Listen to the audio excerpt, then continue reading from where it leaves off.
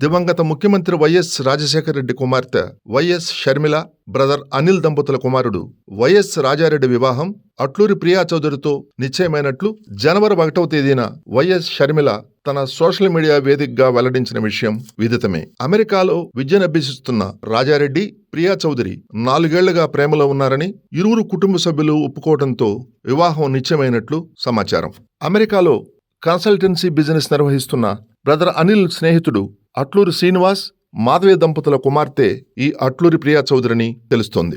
ఈ సందర్భంగా జనవరి 18వ తేదీన వైఎస్ రాజారెడ్డి, అట్లూరి ప్రియా చౌదరిల నిశ్చితార్థ వేడుక, ఫిబ్రవరి 17వ తేదీన వివాహ వేడుక జరుగుతుందని పలువురిని ఆహ్వానించే క్రమంలో వైఎస్ షర్మిల ఈరోజు తెలుగుదేశం పార్టీ అధినేత తన తండ్రి డాక్టర్ వైఎస్ రాజశేఖర రెడ్డి బాల్యమిత్రుడు చంద్రబాబు నాయుడు ఇంటికి వెళ్లి ఆహ్వానించారు.